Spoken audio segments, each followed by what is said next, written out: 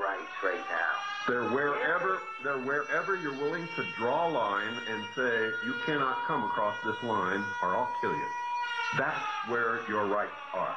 And if you don't understand that, folks, then it's beyond my capability to explain it to you. They will get away with whatever you let them get away with. And until you draw the line and you're willing to die for what you believe in, they will keep taking and taking and taking and taking until there is no more to take. It's all gone, and you're a slave.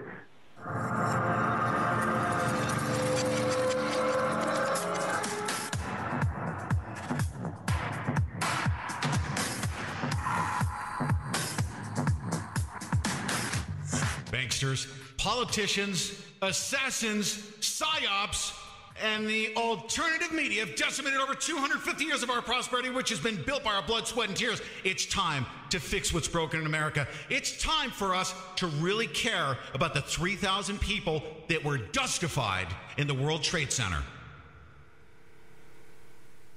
Live from the Overthrow Bunker in FEMA Region 9 in Southern California, I'm your host, Pete Santilli. You're listening to The Pete Santilli Show. Good evening, ladies and gentlemen, and welcome to the Pete Santilli Show. The commentary you're about to hear is based on truth and fact and is meant to be used as an educational tool to fight the New World Order, the global elite, and their eugenics agenda. Any characterization made by Mr. Santilli about any person, living or dead, is solely the opinion of Mr. Santilli. Also be advised that the following commentary may have adult content, so parental discretion is strongly advised. So go grab your chips and your Diet Coke and get ready for Pete Santilli. Pete Santilli telling you the truth, whether you like it or not. And welcome, ladies and gentlemen. Today is, guess what, TGIF Friday, and it's January 18th, 2013, and this is episode number, now check this out, okay? This is for you numerologists out there. It is episode number 321, okay? So very interesting. You should all be having a nervous breakdown at this point if you are a numerologist and care about episode 321. But 321, here we go. Each episode of the Pete Santilli Show is broadcast live Monday through Saturday at 11 a.m. Pacific Time, 1 p.m. Central Time, and 2 p.m. Eastern Time. And, of course, recorded iTunes podcast can be automatically downloaded at www.thepetesantillishow.com. And you can also get us on Spreaker.com. Now, I'm going to go through my standard formalities, but today, this is what we're going to do. We're going to get right to the topic at hand. I'm going to give a pretty extensive bio for my guests that I'm bringing on.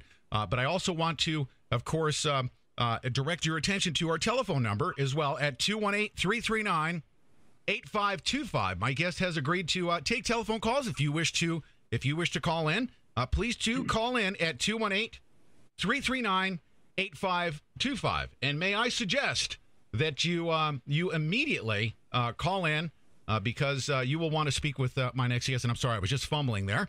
Welcome, Prepper Podcast Network, Spreaker.com listeners, YouTube channel listeners, beforeitsnews.com. I put out a introduction late last night, and I strategically put it out with certain, I guess, terminology just to attract the attention of our most loyal fans who pay very close attention to the guests that we bring on. We bring on awesome guests, but today, ladies and gentlemen, I'm going to tell you that Dr. Morgan Reynolds is going to be joining me here. Now, let me tell you who Dr. Morgan Reynolds is if you don't know who he is. He's currently a professor emeritus economics at Texas A&M University, College Station, Texas. He's a former chief economist at the U.S. Department of Labor. This is a Freudian slip. 2001 to 2002, and he also served as the director of Criminal Justice Center and senior fellow at the National Center for Policy Analysis, headquartered in Dallas, Texas. Now, Professor Reynolds is the author or co-author of 6 books, including Public Expenditures, Taxes and the Distribution of Income, 1977, Power and Privilege, Labor Unions in America, several different publications that I will put in the bio.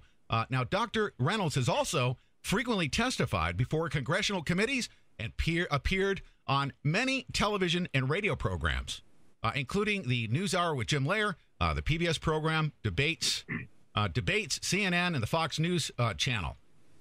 Now, in addition to that, and we will talk more about this, but Dr. Reynolds has also worked for the Bush administration as well. In his capacity, he will tell you all about his capacity and working for the administration. But I am very, very honored very pleased to bring Dr. Morgan Reynolds to the Pete Santilli Show. Welcome to the Pete Santilli Show, sir. Hey, thanks for inviting me, Pete. It's a pleasure to be on your program. It is certainly an honor, and I want to mention two very, very important things. Okay, there are a group of individuals who have really and truly since 9/11 they've been truth seekers, we'll call them. We're not going to refer to the movement, but people like Andrew Johnson, Russ Gerst, Ralph Winterowd, Dr. Judy Wood, Dr. Abe. Of course, we know who Dr. Abe is. He called in the other day. John Hutchison, Jerry Liebhart, Mel Fabregas, Jesse Ventura, and yourself, all who are the truth seekers since 9/11, who have been fighting on behalf of the 3,000 people who died on 9/11 in those towers, that we essentially committed our nation to war to defend their honor, and the millions of people who have died since the cover-up on the incident of 9/11. But I honor you, sir, for your work you've done since 9/11. And that's why I'm so honored to have you on this show. Now, Dr. Judy Wood has also said, I wouldn't have gotten anywhere without him. And that's what she's referred to you. That's how she's referred to you. So, sir, it's a pleasure to have you on the show. Wow. You will go down in history as one of the individuals, because we still fight the fight, of course, bringing truth to the American public. But you are, in my book, a historical figure. And I believe that you all deserve the Presidential Medal of Freedom, as far as I'm concerned. And one day we'll give that to you. Hey, it's self-serving, but I so much appreciate what Dr. Wood said.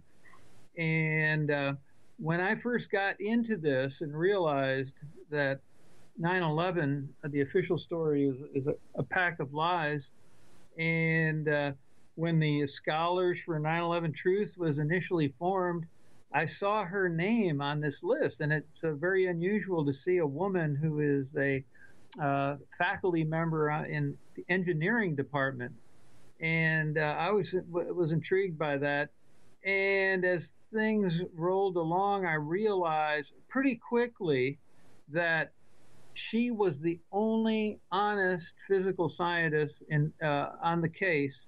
And when she visited my house unexpectedly, I saw how brilliant she was face to face, not only about the physical science aspects of the case, but also, we'll call it the psyops, the disturbers and trolls and so on, although we both learned a lot more as we went along.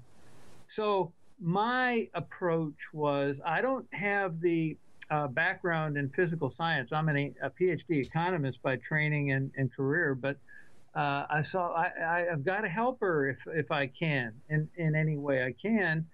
And we worked daily, really nearly daily. And you can see on her website, Dr. Judy Wood,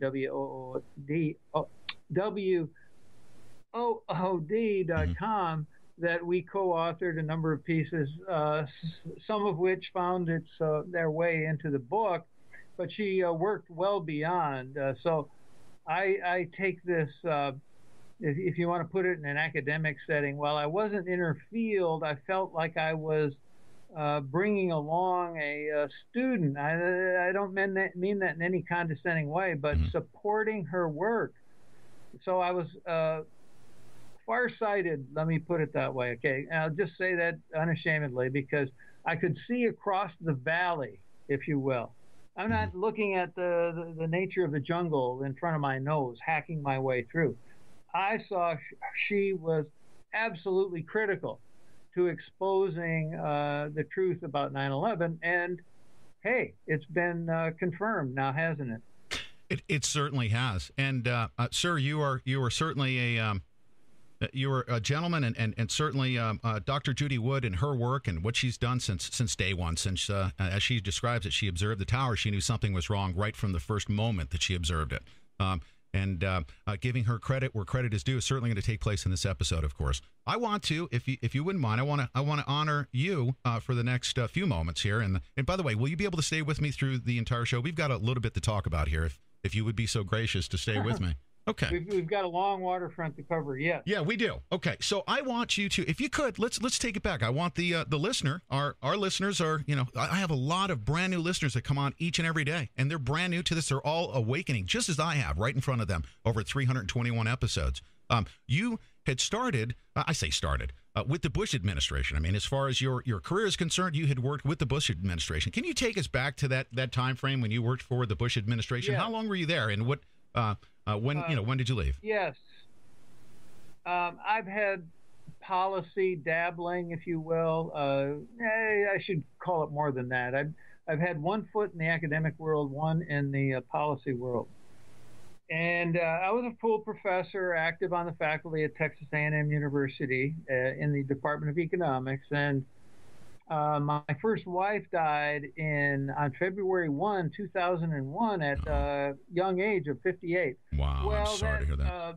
Left me at loose ends, and along came this offer to become the chief economist. I didn't care at that moment or those months about what I'd been doing, and an offer came along from the Bush-Cheney administration, and me being a libertarian type economist, we'll put it that way, pro-private property, pro-markets, small, if any, government, etc.,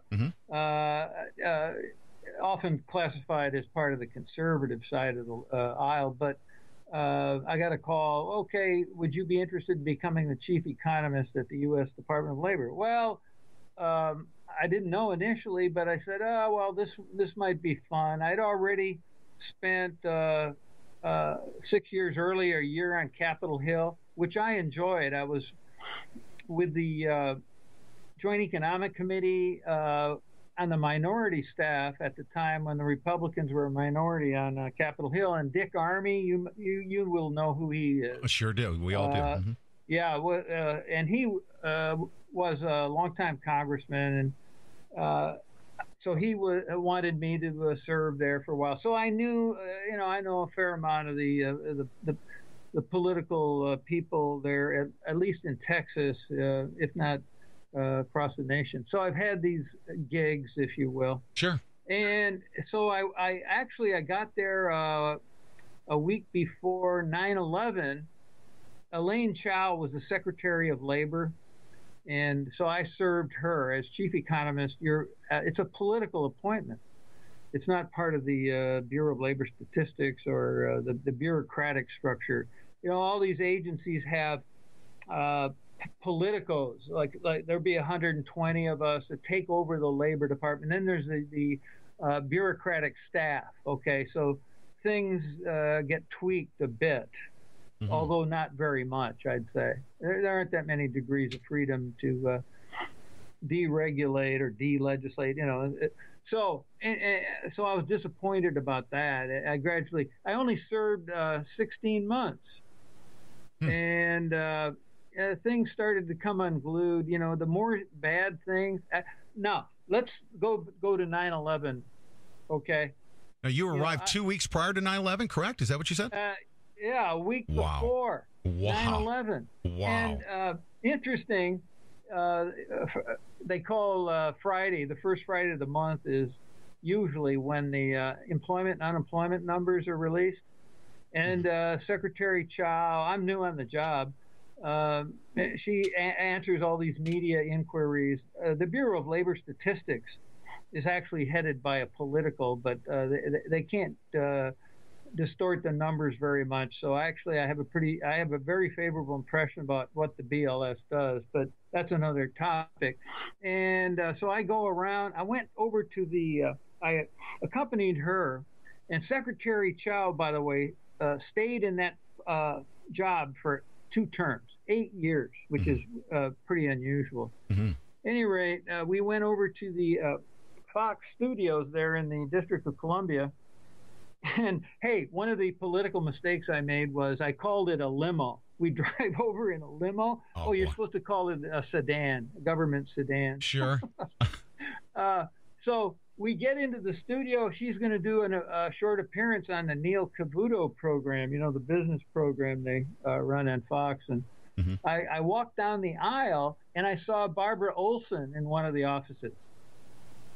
allegedly one of the passengers on the what I call fictional, but American Flight 77 that allegedly crashed into the Pentagon. Okay, so this is only 3 days before the event, and then there was Tony Snow, who's now deceased, and I got to know him a little bit. But at any rate, that's just a where were we, Peter? No, so you arrived. No, this is very fascinating, and meeting Barbara Olson. I mean that's very. Very, very stunning to think about. So let me ask you something. Why did you leave after 16 months? You showed up there right before 9/11. Okay. I mean, right into a nightmare, pretty much. Right. Our government essentially was at war at that moment, as they said. But why did you leave after 16 months? Okay, let me answer that second. Okay. Sure. First, I want to give you my experience there, because my son, who's in the financial industry, emailed me that morning and said, "Are you going to get out of the building?" And I said, "What is he talking about?" I walked down the hall to a colleague who had a TV on, and I saw that tower smoking with a hole in it, okay? And the first thing I said is, "That building will not fall." Really? Yeah. And then later on, and I spent the rest of the morning scrambling to get back to my side of the river where I had rented an apartment in Northern Virginia. So I didn't see any more TV coverage. And I wondered if aluminum planes can really disappear into a tower. So those became a couple of questions, but I put it all on the back burner. I served a total of 16 months. And why did I leave? Well, I'd say the career reason was I was not relevant, really. Okay, I became discouraged with the job. I couldn't have any policy impact. I was simply intellectual armor for the Secretary of Labor and the administration's DOL policies. Okay, I'm intellectual armor, right? I'm protecting, and now here's another background thing: is there was never Dr. Reynolds, if you could just hold that thought. We're going to take a break, and we're going to come back. Just hold that thought right there, and we'll continue on right after this brief message from our sponsors.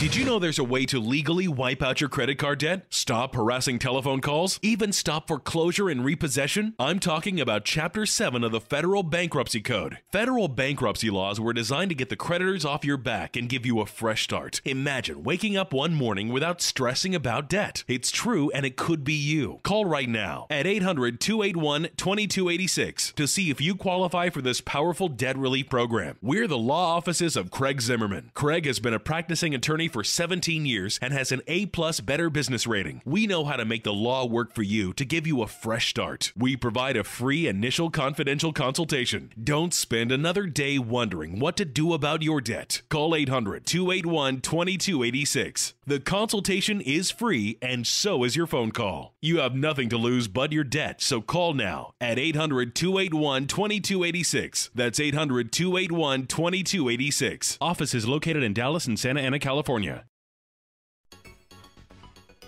Ladies and gentlemen, I'd like to tell you about a revolutionary new product from our sponsor, Elixir Liquid. It's called an electronic cigarette. If you're a smoker and you're sick and tired of killing yourself and those around you, you really need to check out this product, Elixir Liquid and Electronic Cigarette. Traditional cigarettes have over 4,000 chemicals, along with 65 known carcinogens, and are being sold for up to $11 a pack in some places around the country. Electronic cigarettes, on the other hand, consist of only 3 ingredients and are a fraction of the price of traditional cigarettes. An electronic cigarette, or e-cigarette, consists of a rechargeable battery, a small heating element called an atomizer, and liquid nicotine. When used, the e-cigarette will produce what looks like smoke, but it's actually a harmless water vapor while giving you the nicotine your body is craving. That's right, you can finally get all the nicotine you need without all the harmful chemicals associated with smoking. If you've ever tried to quit smoking, or if you tried one of those overpriced, low-quality electronic cigarettes being sold in the mall and were less than impressed, you need to visit our sponsor, Elixir Liquid, at www.futuresmokes.com today. That's www.futuresmokes.com. Once you're there, you'll find the hottest electronic cigarettes and accessories in over 100 choices of intensely flavored liquid nicotine. That's right, Elixir Liquid is known for their mind-blowing, handcrafted liquid nicotine. So if you're already an e-smoker, be sure to check these guys out. No tar, no carcinogens, and no foul odors. The electronic cigarette truly is the future of smoking. So stop killing yourself and those around you and try an electronic cigarette from Elixir Liquid today. And fans of the Pete Santilli Show can get a special 10% discount with coupon code REVOLT at checkout. That's www.futuresmokes.com. Hi folks, Pete Santilli here. As a prominent social media personality on Facebook and Twitter since they were first launched, I participated in one-dimensional discussions with literally hundreds of thousands of followers. When I first set up my SecondLife.com account about a year ago, I entered a whole new magical world that brought my social media activity to life. Second Life is much more than just a 3D game or a social media platform. It'll bring your online persona to life in one of the most beautiful virtual reality simulators on the internet. It's free, and besides, it's the best way to listen to the Pete Santilli Show. You can interact with me live as I broadcast daily from the Overthrow Bunker studio. To get your free account, go to any one of our episodes and click on the Second Life banner. Once you're in, we'll give you the grand tour of our newly built Camp FEMA, the very first educational tool of its kind anywhere in the world. For a limited time, if you sign up for a new SecondLife.com account, we'll give you a priceless welcome package. SecondLife.com. Join now, tune in, and connect with your friends at The Pete Santilli Show. And now, broadcasting live from deep inside the bunker at FEMA Region 9 is your host, Pete Santilli, telling you the truth, whether you like it or Truth not. Brigade Radio, live Monday through Friday, 7 to 9 p.m., only on AmericanFreedomRadio.com. The truth has just gotten hotter. You're listening to The Pete Santilli Show. One small step for man, one giant leap towards the truth.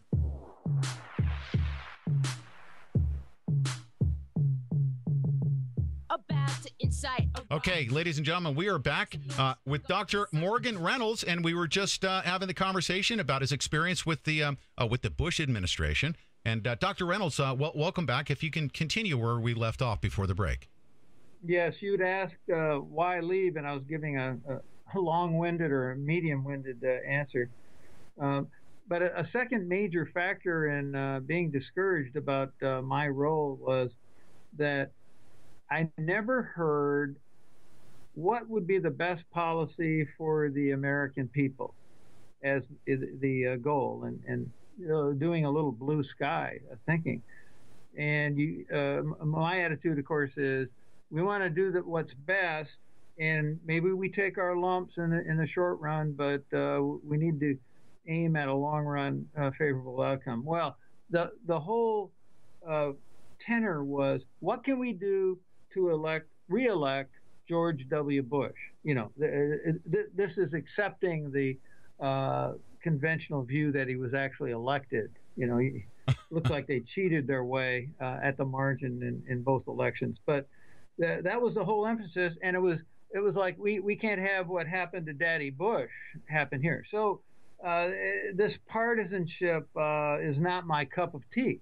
Okay, so even though I was ideologically was closer to the Republicans than the Democrats, but so those are a couple of big things about why I left relatively early.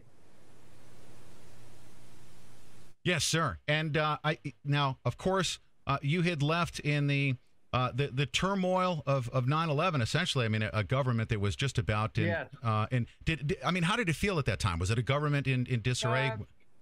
You know, that wasn't. It turned out, as a result, I retired at the age of 60 because I decided not. I had a new girlfriend, and we weren't that long away from being married, and I didn't want to go back to Texas A&M, where I'd served on the active faculty for 28 years, aside from a couple of years here and there on leave. So I kind of backed into retirement, but it freed me up intellectually. That was the great thing. Instead of trying to crank out articles ideally acceptable by the MIT and Chicago top university faculty, it's a very top-down, constraining thing. I was able to roam widely now and do write if I wanted to, or not if I didn't want to. And the trigger to me was the invasion of Iraq. And of course, I knew it was based on lies, as every sophisticated political insider or outsider knew at the time, and certainly within the Beltway. And I said, well, if they do something this murderous on lies, what else would they lie about? It was within days of I said, I need to look at 9/11 for real. Wow. And that's where it all started. And I was able initially to write on LouRockwell.com, the well-known libertarian website. And eventually he actually published, I was surprised, I did this serious effort to review from the time the initial holes in the buildings to their destruction. And I actually had the optimism or naivete to send it to a building construction trades. Well, it was kind of a tweener type journal between an industry rag, quote unquote, or an academic. It had some academic pretense. Well, of course, it was rejected without any referee report or critique. And then I sent it to Lou Rockwell, who did bring it out, and it made some small waves. It jumped out of my normal channel or audience. That was on June 9th, 2005. So UPI, the Washington Times, some other alternative media picked up on it. Bush insider or ex-Bush official declares 9/11 false flag, that kind of thing. Okay. Dr. Reynolds, do you mind if I back up just 1 second? Prior to that, and I don't want to break your flow, but that was a very powerful article. There was a period where you came away from the Bush administration, and you were observing, as a retiree, you were observing our nation searching for weapons of mass destruction as well. Was that a very curious thing for you? I mean, were you concerned or skeptical about weapons of mass destruction? Oh, yes, sure. Yeah. I was... back then, well, I've learned so much since, but back then, quite cynical about the veracity of that, or so many claims. In other words, I'd been around quite a while. I wasn't a youth. Yes, sir. Or naive. So, and then really the surprising thing is, why didn't they plant some? Which all, that kind of lie leads to all these other things that you've got to cover up. But in any case, they didn't. They just got caught out with their pants down, so to speak, on that issue. Yes, sir. So you're a retiree. At what point did you really become? You said, what? There's something just not right about 9/11. At what point did you say, let me start looking into this stuff? And I think that's where you were leading when I interrupted you. But where'd you say, something's wrong here? We need to start looking into this. And you took it upon yourself to start investigating it, correct? Right. Yeah. Right. I had some initial doubts, as I expressed, but I was on the job, so to speak, and didn't look at 9/11 as I just took it at face value initially. But then, okay. So March 2003, correct me if I'm wrong, March 2003, I think it was the 21st, was the invasion of Iraq. Yes, sir. Well, that was crucial to me, as I replayed here a couple minutes ago. And I wrote things, and then David Ray Griffin's book, The New Pearl Harbor, came out in spring of 2004. As I recall. Correct me if I'm wrong, but I believe that's right. And I was inspired by that, and that capped some of these other articles I'd written, pointing out how the 9/11 Commission was all mobbed up. You know, you should have independent citizens, tried and true, on a jury. You know, all these people had every motive, and they were mobbed up. I did articles like that. And then it wasn't until June of '09 I came up with this other article. Now, here's an interesting thing that gets into the, I thought, you know, the first 24 hours or first 48 hours, I was a little nervous for the first time. I said, geez, maybe I've exposed myself or family, right? I hadn't been in this kind of a situation. I'd been in a lot of these policy wars and academic wars. Okay, I'm always in a minority, and I'm comfortable with that. Otherwise, you know, why bother? You're just floating downstream with the rest of the mob. Okay, and guess who I got attacked by? I thought, I might get a call from. I actually did get a few calls from friends saying, "What's going on, Morgan? You know, have you flipped out, wigged out on us?" But you know, a couple of honest people. I thought, oh, you know, what's your side of the story? Because Texas A&M issued a non-endorsement, shall we say, that Professor Reynolds doesn't speak for the university, and da-da-da-da. It was fairly neutral. I didn't object to that. But Robert Gates, right, the infamous Robert Gates, was president of Texas A&M University at that time. And remember, I'm emeritus. I'm not on campus. I don't have an office. It's an honorific title that says, oh, you served us well, you know, hail, fellow well met type thing, you know. I've earned my spurs at a lot of this. Well, Gates took it upon himself to issue this statement that anybody who suggests that the United States government or any part of it was involved in 9/11 is beyond the pale. That was the beyond the pale was kind of the key thing. You know, you just need to be sent to Coventry as the you know, people who are shunned. And at the time, what was his position? And for the listeners that don't know, Robert Gates was he's the former he was the 22nd United States Secretary of Defense from 2006 to 2011. Right, and previous to that, his most exalted position was the head of the CIA under Poppy Bush. Right? Yes, sir. And he's got lots of sins to atone for, but I led with that then in an article that was published in this volume. What was that?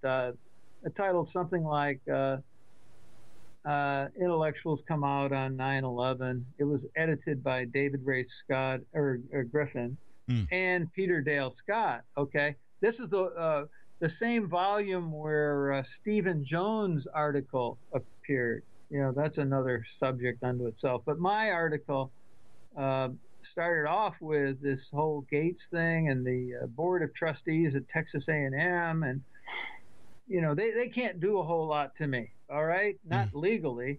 Yes, sir. And how what Gates had issued and what the board might do is totally contrary to their purpose of the university. They always have these mission statements, you know, and then Aggies don't lie, steal, etc., or cheat. Well, I led in with that, and then dealt with the some of the particulars of 9/11. So that's what some of my friends or family say, well, Morgan, what are you doing now? And I said, well, I play tennis. I love my motorcycle. I have these recreational things, but I like to stir up trouble too. Now, Dr. Reynolds, so you have essentially Robert Gates coming out. You had, I guess I'm trying to identify, was there something that said, wow, I'm really going to start looking into this? Were you looking into it independently? Were you with a team of people that had come together to say, wow, look at all of these anomalies around 9/11? Because you didn't just write a couple of articles. You dug into this evidence extensively, and you determined on your own that there's something wrong here. What triggered that? Well, what triggered it was, of course, as I said earlier, the invasion of Iraq based on no threat whatever to our national interests. Mm-hmm. And what would they lie about? If they're going to lie about this is just outrageous. Well, 9/11. So I started looking into it. Now, when I did, I put a lot of work into that June 9th article.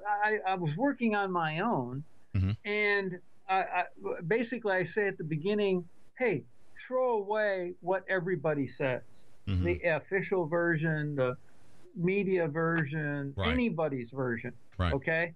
Now I'm going to look at these photos, for example, about what do these holes in the building look like? And I didn't claim in that initial article that there were no planes that had crashed there, but I raised a lot of questions. This was disturbing to some people we'll identify down the way. So I said, gee, there's some things wrong, like I can't see any plane parts in these holes in either tower, okay? Right. So then I went on to the destruction, and I ended up saying, there's no way this is a collapse from jet fuel and office fires, okay? And at the time, I used the term collapse, where we've all been corrected since, right? Yes, sir. We certainly have. So for very good reason, by the way, because the evidence says that we shouldn't say collapse. But yes, there was no collapse, right? But at the time, I worked on my own, and I'm not an engineer or a trained physical scientist, but I know how to do research. I've done a lot of publications, both academic and policy, position papers, and so on, analysis. So I did the analysis as best I could.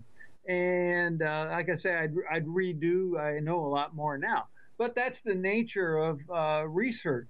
And people do commit errors that are innocent. And then hopefully, if you're a good enough person, you correct when you say, hey, that was wrong. We need to. So no competition, no progress. And we need competition in the science sphere or criminal investigation. So that was the and now here's the interesting part to me. I was worried. I said, this is kind of language today has gone viral. I mean, it didn't really, but it was all of a sudden it was a big thing. Well, I was worried about that. I said, oh boy. And it would be, of course, wholly inappropriate for any government official, present or former, to call me and try and intimidate me, which wouldn't work well anyway. Okay. Yes, sir. But who attacks me? Jim Hoffman. Of course, he's viewed as one of the researchers of note in the 9/11 case, right? Wow. And he he's slicing and dicing them all. He did this. Morgan did this wrong and did that wrong. And Dr. Reynolds, we're gonna go to a break, and this is exactly what I was referring to when I said what triggered it. You started looking at the evidence with your own eyes, listening to what you could about the evidence with your own ears, and you came to a determination something was very, very wrong. When we come back, we'll also talk about how you actually came across Dr. Judy Wood. So, ladies and gentlemen, stay right there. We will be back right after this short message.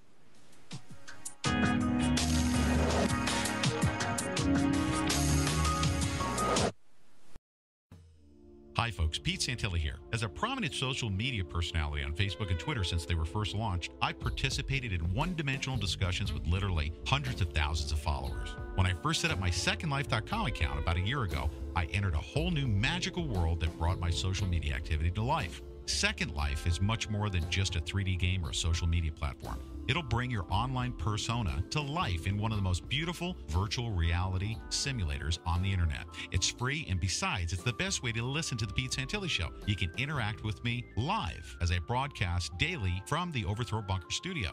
To get your free account, go to any one of our episodes and click on the Second Life banner. Once you're in, we'll give you the grand tour of our newly built Camp FEMA, the very first educational tool of its kind anywhere in the world. For a limited time, if you sign up for a new SecondLife.com account, we'll give you a priceless welcome package.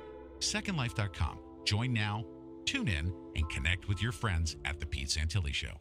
Are you over your head in debt and not sure what to do? Did you know there's a way to legally wipe out debt? Stop harassing phone calls, even stop foreclosure or repossession? Well, the answer is yes. Pick up the phone right now and call the bankruptcy hotline at the law offices of Craig Zimmerman. With 17 years experience as a practicing attorney, Craig knows how to get the creditors off your back and get you peace of mind. Most people don't realize that bankruptcy is a great alternative by immediately stopping collection calls, allowing you to keep your home, eliminate all of your debt, and give you a fresh start. Call now for a free, no-obligation consultation at 800-281-2286 and learn how bankruptcy could help you. So stop wondering what to do with your debt and call us at 800-281-2286. 800-281-2286. Not all will qualify. The law offices of Craig Zimmerman is federally designated as a debt relief agency. Office is located in Dallas and Santa Ana, California. Would you like to see who's really hiding behind the green mask of the environmental movement? Are you ready for smart growth and sustainable living? Have you ever heard of Agenda 21? Well, Rosa Corey has, and she wrote a book about it. Agenda 21 is the United Nations blueprint for global domination, and they want to make you their slave. Have you ever wondered what smart growth really is and just how far the global elite will go to get what they want? Is Agenda 21 already at work in your neighborhood? The answer to all your questions can be found by going to thepetesantillishow.com and clicking on the Agenda 21 tab at the top of the page. Order your copy of Behind the Green Mask, You and Agenda 21 by Rosa Corey on Amazon.com, and you'll support the efforts of The Pete Santilli Show. Behind the Green Mask blows the lid off the New World Order's plan to rid the planet of everything unsustainable.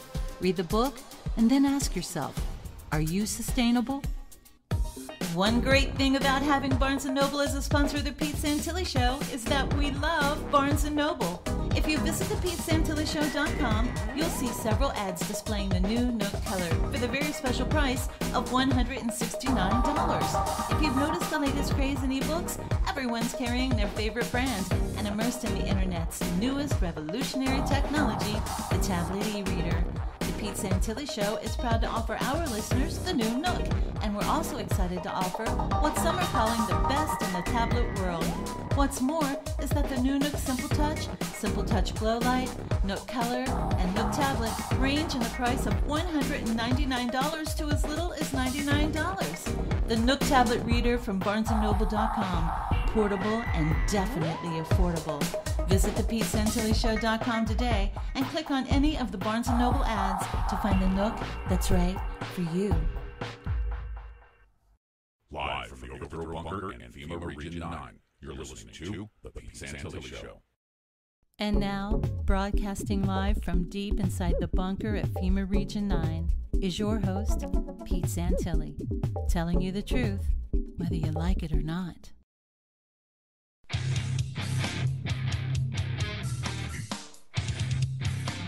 Okay, ladies and gentlemen, we are back with Dr. Morgan Reynolds, a former Bush administration, Bush #2 administration official. He had retired. Our nation went to war. He had questions about, obviously, 9/11, started looking into it on his own independently.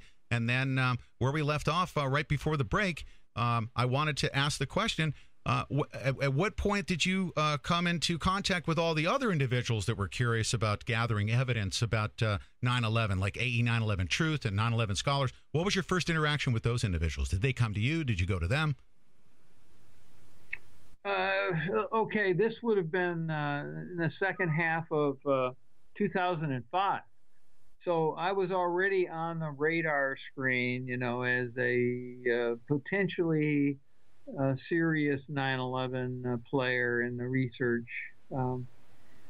And it came out that, Fetzer, Professor Jim Fetzer, who appeared on your program here recently, and Stephen E. Jones, who he came on the 9/11 scene in September, I believe, of 2005. And everybody was applauding, oh boy, we've got a university physicist then on the faculty at BYU, still is, I think, but stripped of his teaching obligations. So the scholars for 9/11 Truth was being formed. And I thought, oh, okay, this is a good idea, I think. Although I had one reservation in the back of my mind. I said, oh, so many academics are unproductive and have negative marginal products for that matter. And in other words, so much work in academia is shoddy or substandard by my standards, okay? It's kind of like a 1 in 10 are good in terms of their methods, results, contributions. But I said, okay. And a couple of people actually wanted me to run in an election, stand against Jim Fetzer.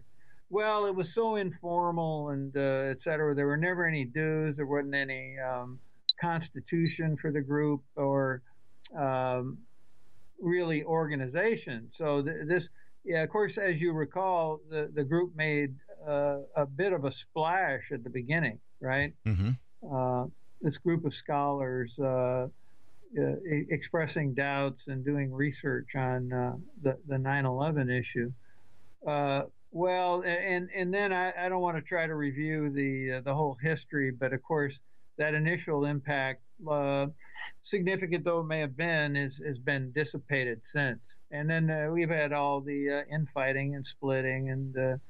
Yes, sir. Now, so for historical reference purposes, Jim Fetzer formed Scholars, the Scholars Club, around December 2005. And Stephen Jones emerged with the publication of the NIST report, correct? So here you all were investigating 9/11, 2005, 2006, and then at some point you had come across some information that Dr. Judy Wood was putting out there.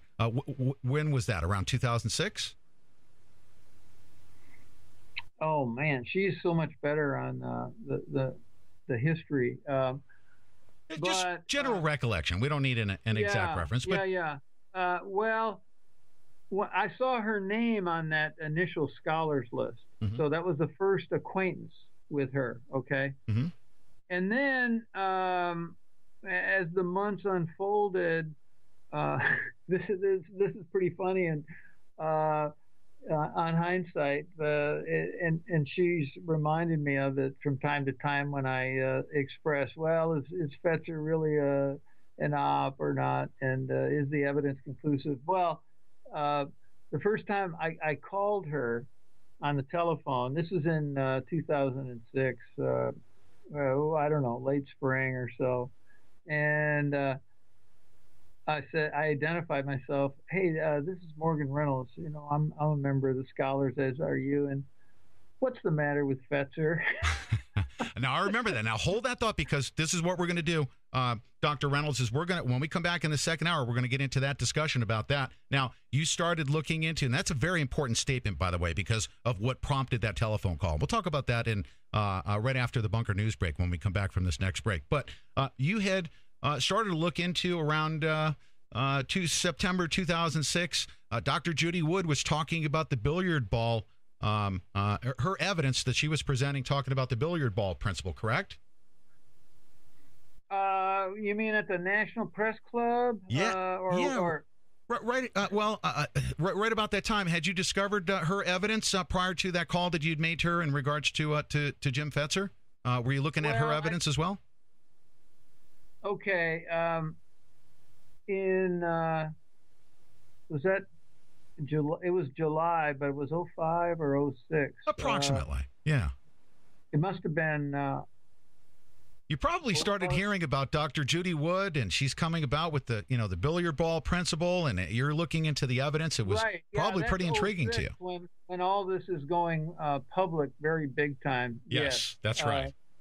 But I'm trying to recall if it was 2005. Must have been 2005 July when Dr. Wood visited me, and that's when that began our research together. I thought I could help, and because I'm the older guy and I know how to do this stuff, and she's got all the expertise. She is so uniquely qualified to do this and discovered things that Right. I doubt anyone else on Earth would have. That's absolutely I can right. take a slice of the credit for getting this out and done, and of course she is the driver. That's why we always would list it. She's the principal physical scientist, and I could just be called an experienced, smart layman on the project. Yes, sir. Now here is the important question. We'll get into further discussion, like I said, in the next hour. But there was something that prompted you to pick up the phone. You had a question almost immediately. You addressed that issue when you introduced yourself to Dr. Judy, but you had a concern about Mr. Jim Fetzer, who was the founding member of 9/11 Scholars. What was your observation? Why were you concerned about what was wrong with Jim Fetzer? I'll tell you, I don't even remember the particulars, but Jim has this public persona that is, I guess, attractive to some and a turnoff for others of us. Mm-hmm. And it's just been a zigzag performance. One example was his opposition to me on the plane issue. When he didn't, it was clear he hadn't investigated it. Okay, mm-hmm. You don't take a position on a research or policy issue without having done a reasonably close inspection of the issue. Okay. Yes, sir. The evidence and arguments. So mm-hmm. He would jump to things. Now here's an example I recall vividly. There was a 9/11 event at Cooper Union, in Manhattan one time around the 9/11, one of the 9/11 anniversaries, and we, meaning Judy Wood and Morgan Reynolds and Jim Fetzer, were meeting behind the stage where they had different 9/11 people in the public program. Mm-hmm. Well, I was getting on Fetzer because I said, Stephen Jones is dishonest as hell. We knew this right from the get-go. Mm-hmm. Gerard Holmgren, for example, the famous now deceased Australian investigator, the no-planer research guy. Stephen Jones came on the scene, and here's another case where he hadn't done anything on the issue in truth. Mm-hmm. And Jones claimed, oh, yeah, I investigated close up a Boeing 757, and that was the plane or the two models that crashed into the Twin Towers. Well, no, it wasn't. They were 767s. And for Jones to throw stones at anybody else's glass house as a researcher, it was ridiculous. So he was caught up, yes, Jones, in a lie right from the start. Well, I was getting on Fetzer about this, and I thought Jim was going to hit me. He was so agitated about it. What can he? I'm supposed to split from the guy who's my co-founder or co-principal, or vice president, whatever you want to title it. Dr. Reynolds, we're going to take one quick call before we go to the break here, if you don't mind. We have Chip on the line. You're live on the air on the Pete Santilli Show with Dr. Morgan Reynolds. Chip, do you have a question? Very quickly, we have to go to a break. Actually, it was more of a comment, so I can just call back later. Okay, what's your comment? Can you get it in quickly, or is it going to be long-winded? Oh no, not. Okay. You want to stay on? You want to stay on hold then, and maybe we'll take your call later. Sure. Okay. Sure. Sounds good. All right. Thank you very much. And Dr. Reynolds, if you don't mind, we will probably in the second hour take a couple of calls as appropriate. We will certainly do that. Now, I'm going to take, at the top of the hour, we're going to have the bunker news break. It's going to be about a 5-minute segment. It's going to be a quick one. Then we'll come back with Dr. Morgan Reynolds to talk about what was very interesting about these key players in around 2006, 2007, that essentially, as I've observed it, and I'm going to call it this, flat out, I have noticed that since 2004 or 5 that I've been under a psyop myself, and that's why I didn't really observe the evidence as well as I should have as a citizen, that is. Now, we'll talk about the PSYOP itself that has been taking place even within the so-called scholars and truth movement when we come back right after this break. So stay right there, Dr. Reynolds, okay? Thank you. All right, ladies and gentlemen, you're listening to the Pete Santilli Show. I'm your host, Pete Santilli. This is a great history lesson in the 9/11 so-called truth movement. Don't you dare come back. The second hour is going to be epic, I promise you.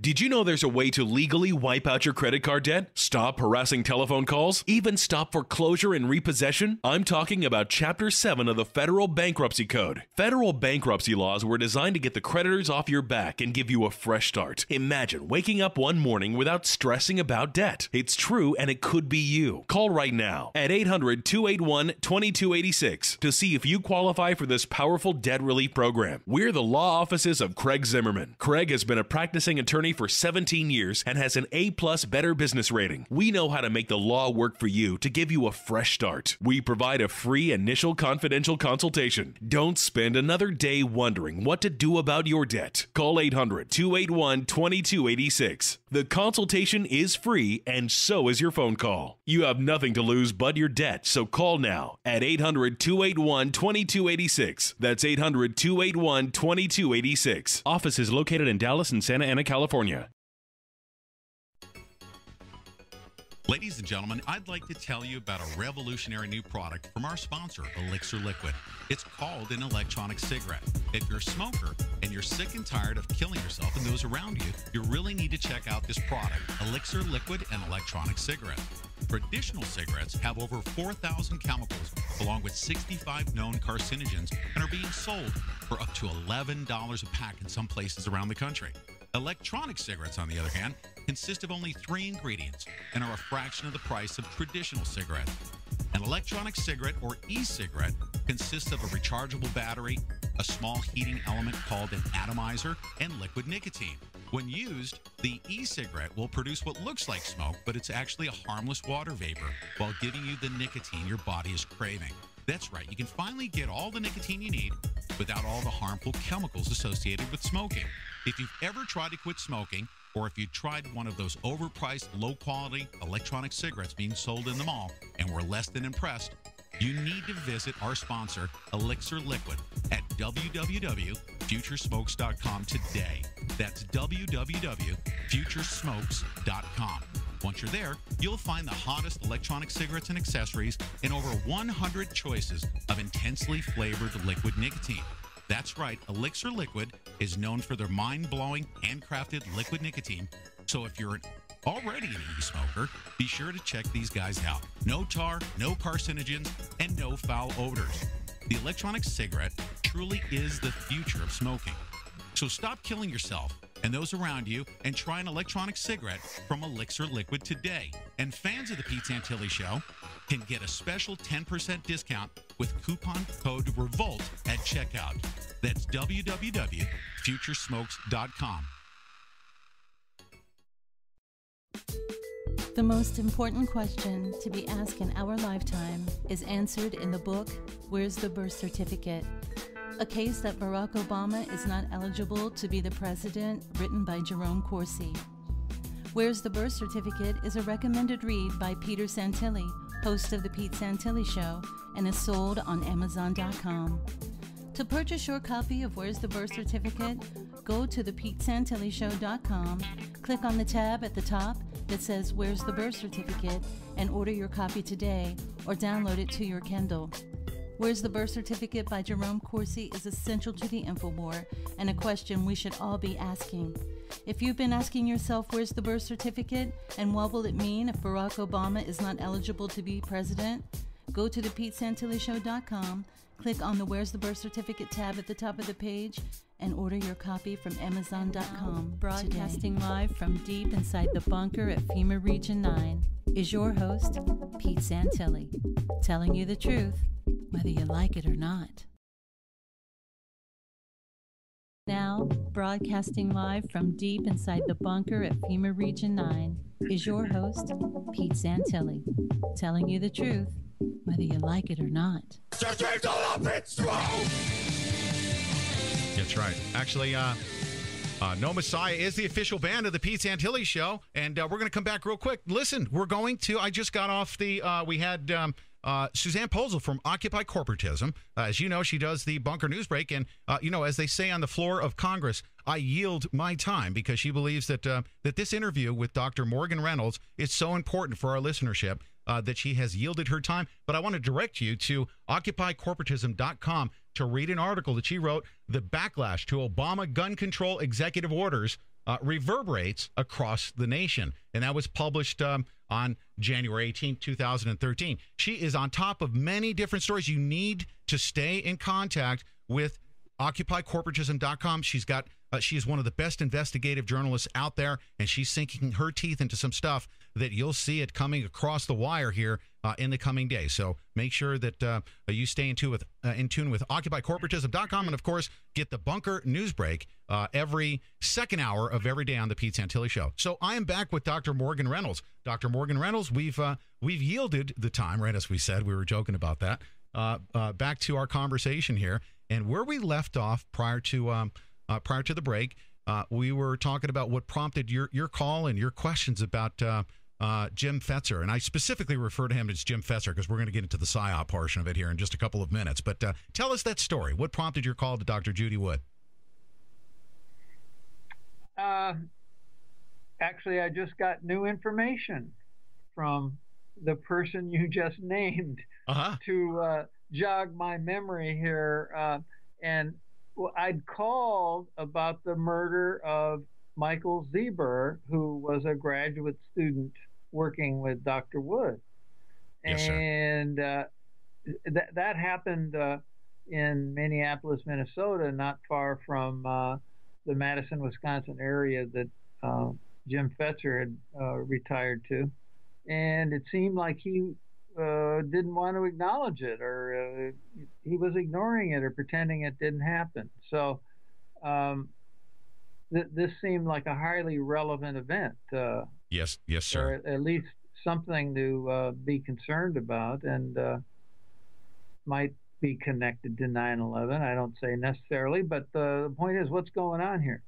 Yes, sir. Now, I'm going to ask you some leading questions here, and I don't have a legal background. I come from corporate America, but I have seen so much evidence, and I've been a victim of it, okay, of this manipulation of the information that has come about through AAE 9/11 Truth, 9/11 Scholars I wasn't directly associated with, but can you tell me, and we'll get into the circumstances behind the assassination of Michael Zieber, and we'll talk about who Michael Zieber is. He was actually assisting Dr. Judy Wood as a researcher, and he was assassinated. Now, when you hear about the circumstances, ladies and gentlemen, you're going to be absolutely shocked by this. But Dr. Reynolds, would you say that this rallying around, I guess, coming to you to cover certain information in a certain way by Jim Fetzer and by Stephen Jones, did you feel some sort of pressure to either look away, or when you would bring up an issue, they would try to quash,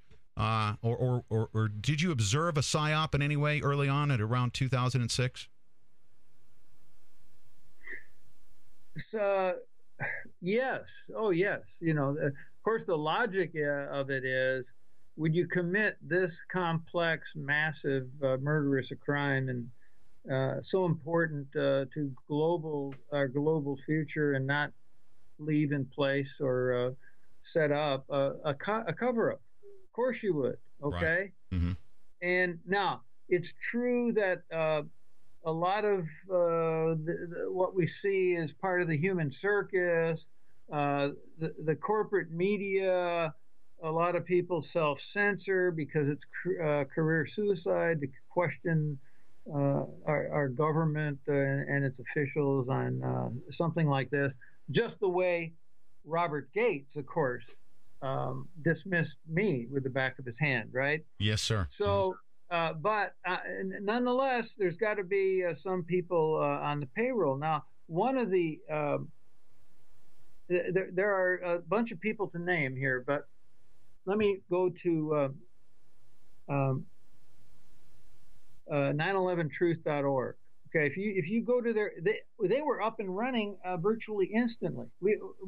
we really don't have any serious history about them. And they are not just suspicious, but they are a PSYOP operation. Yes, okay, sir. How do I know that?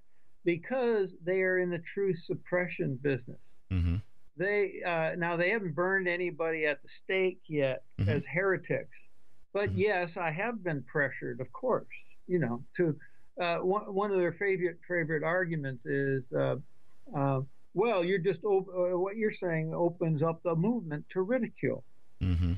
Okay, now, and we can get into kind of a lot of people don't even realize what the implications of this are, but it all plays into Plan B. When you've exposed story A, they have a story B in place, and this consists of maintaining against all evidence the airline story, and maintaining against all evidence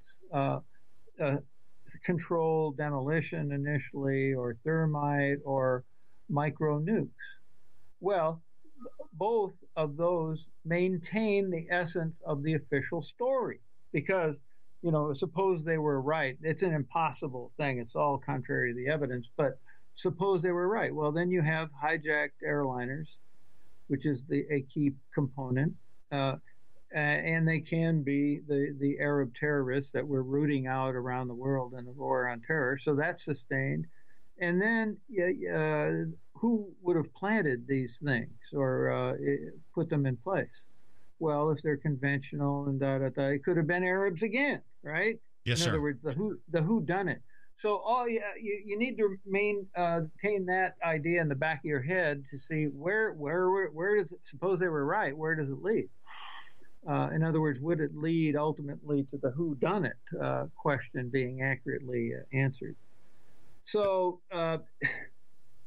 there are, I was going on 911truth.org, and now I know they maintain all of this. Remember, these groups and individuals were also resistant to the conventional controlled demolition idea initially. That was considered verboten, okay?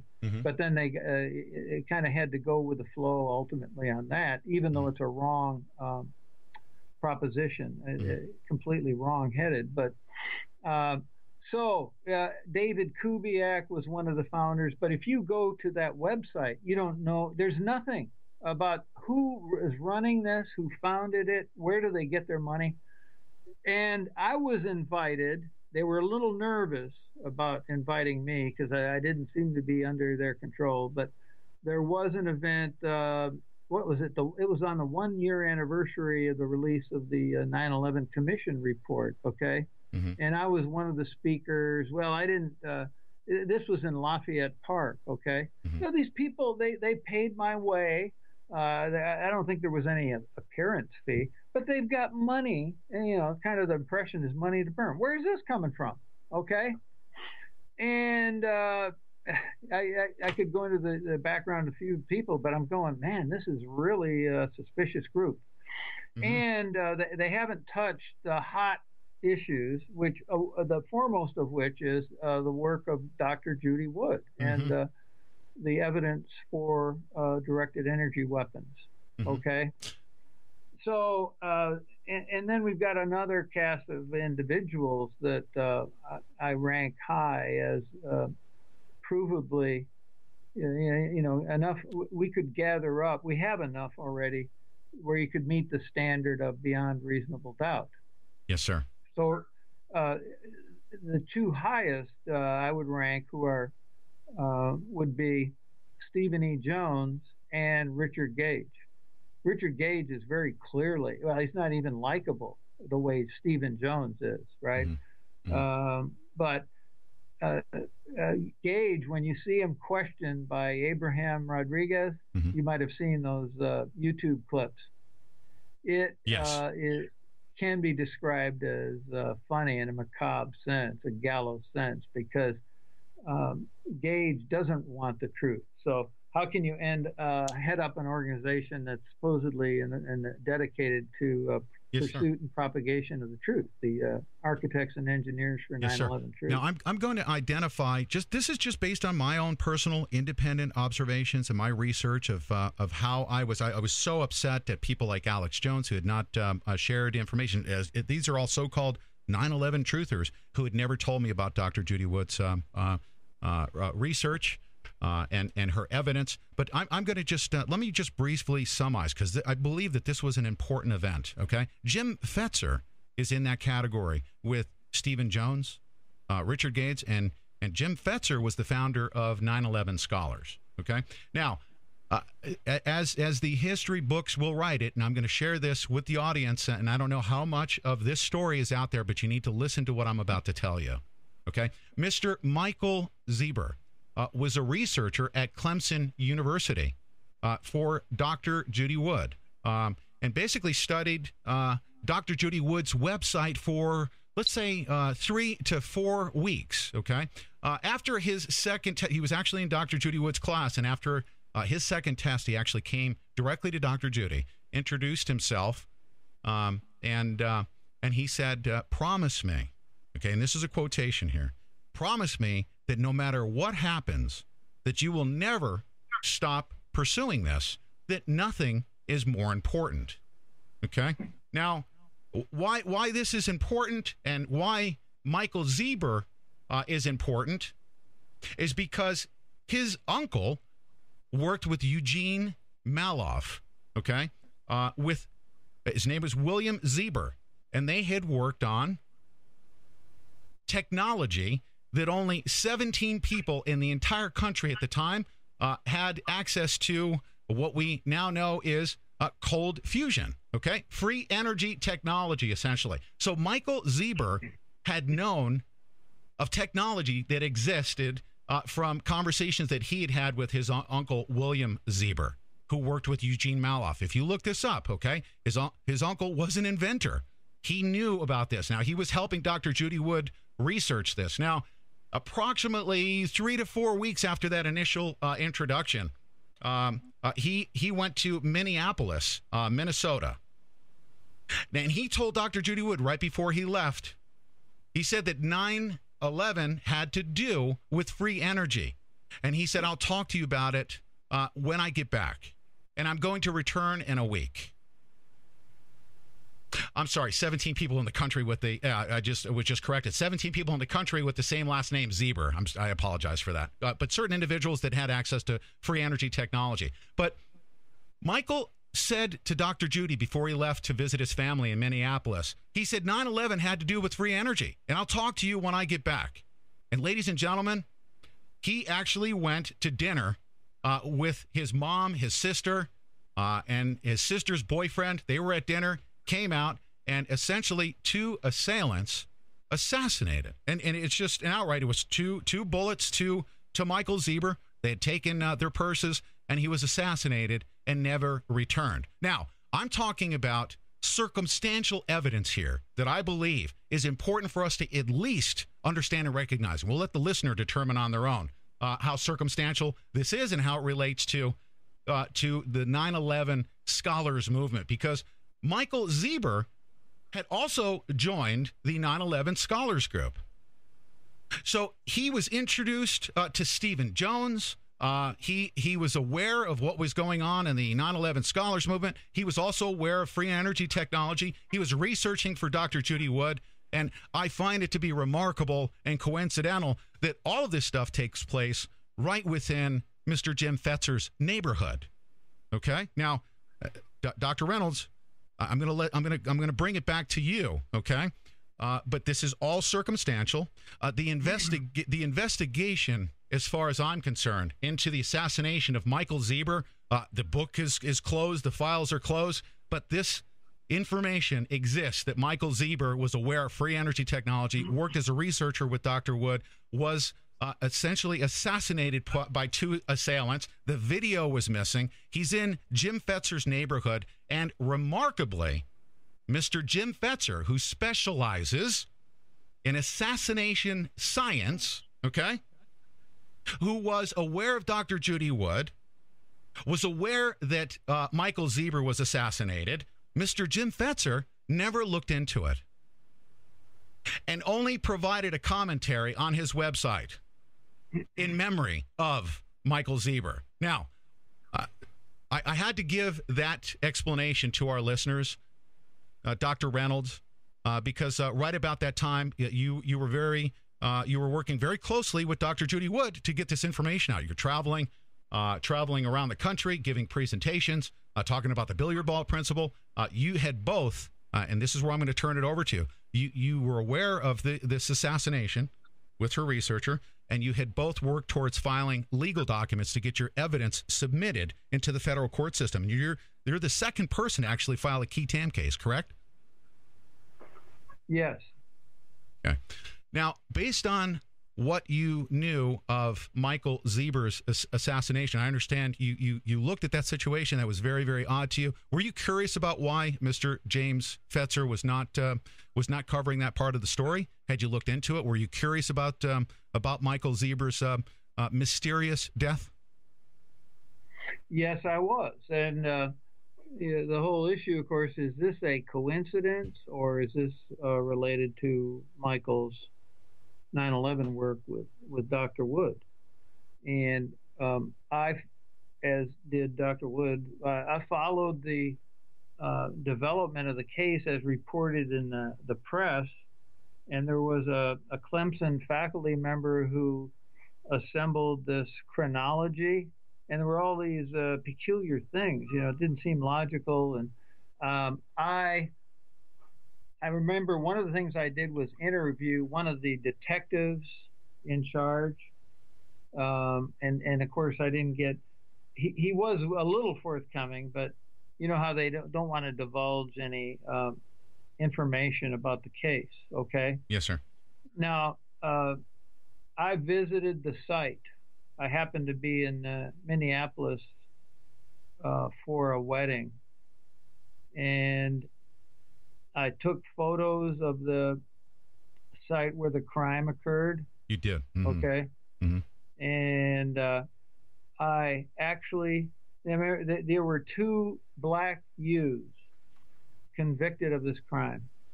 Mm-hmm. Neither one.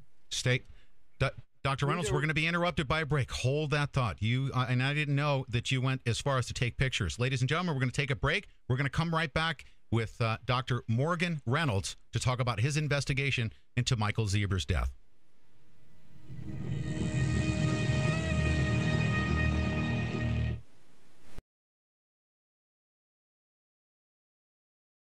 Are you over your head in debt and not sure what to do? Did you know there's a way to legally wipe out debt? Stop harassing phone calls? Even stop foreclosure or repossession? Well, the answer is yes. Pick up the phone right now and call the bankruptcy hotline at the law offices of Craig Zimmerman. With 17 years experience as a practicing attorney, Craig knows how to get the creditors off your back and get you peace of mind. Most people don't realize that bankruptcy is a great alternative by immediately stopping collection calls, allowing you to keep your home, eliminate all of your debt, and give you a fresh start. Call now for a free, no-obligation consultation at 800-281-2286 and learn how bankruptcy could help you. So stop wondering what to do with your debt and call us at 800-281-2286. 800-281-2286. Not all will qualify. The law offices of Craig Zimmerman is federally designated as a debt relief agency. Office is located in Dallas and Santa Ana, California.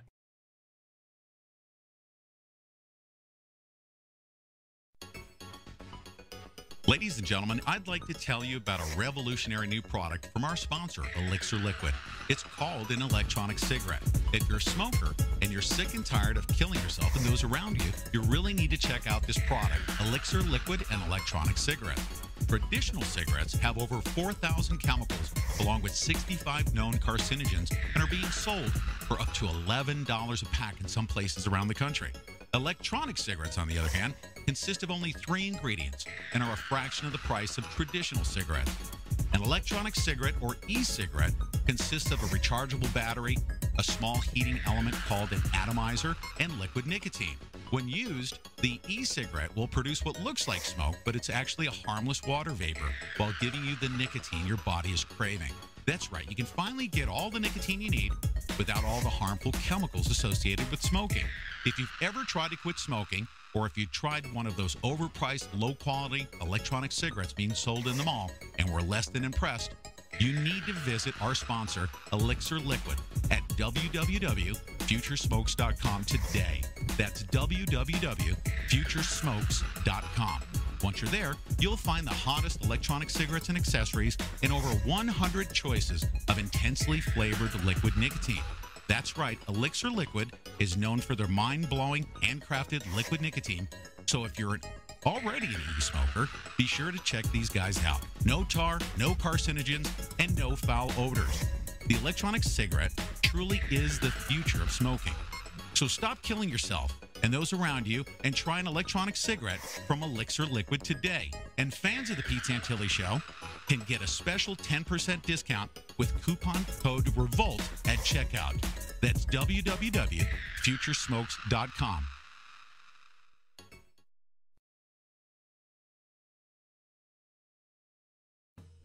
Hi folks, Pete Santilli here. As a prominent social media personality on Facebook and Twitter since they were first launched, I participated in one-dimensional discussions with literally hundreds of thousands of followers. When I first set up my SecondLife.com account about a year ago, I entered a whole new magical world that brought my social media activity to life. Second Life is much more than just a 3D game or a social media platform. It'll bring your online persona to life in one of the most beautiful virtual reality simulators on the internet. It's free, and besides, it's the best way to listen to the Pete Santilli Show. You can interact with me live as I broadcast daily from the Overthrow Bunker studio.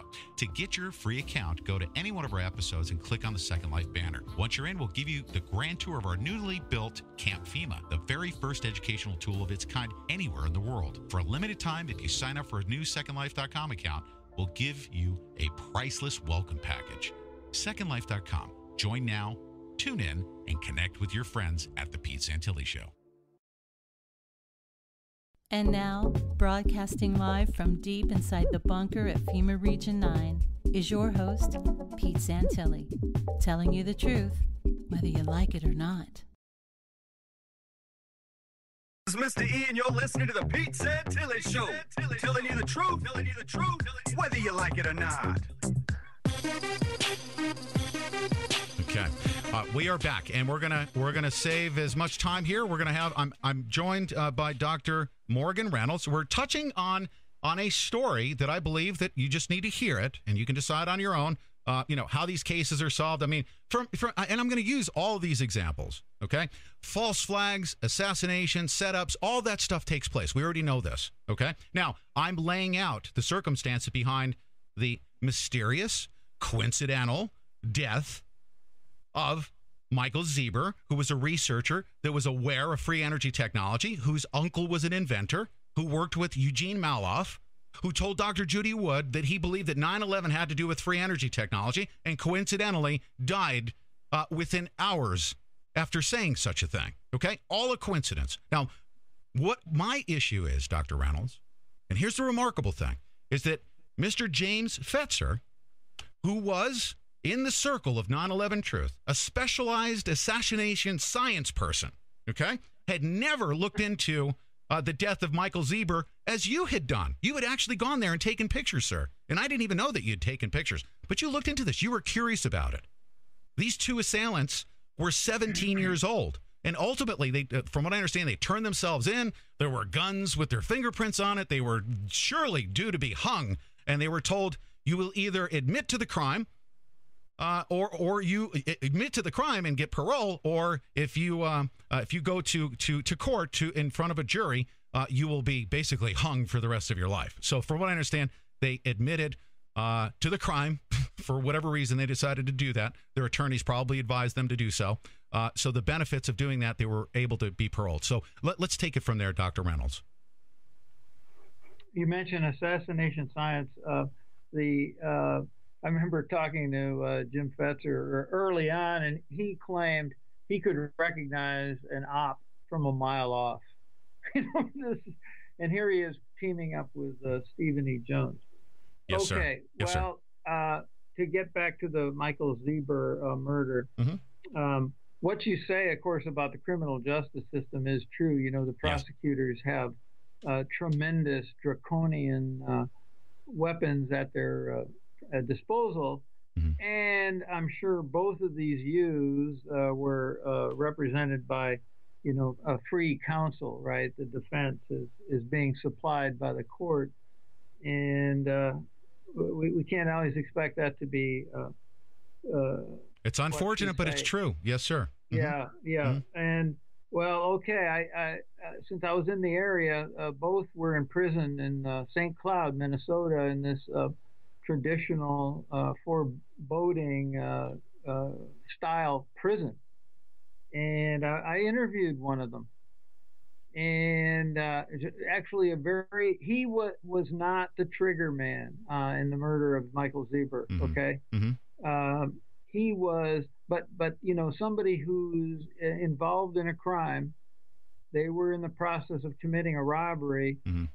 and then for reasons that seem inexplicable, mm-hmm. his buddy murdered Michael Zieber. I didn't interview him. Mm-hmm. I happened to get the other guy right. who was along participating in the robbery. Well, you know how the punishments are quite severe for this kind of crime. Yes, sir. Although Minnesota doesn't have the death penalty. Yes, sir. Well, as far as I could tell, and this isn't decisive, mm-hmm.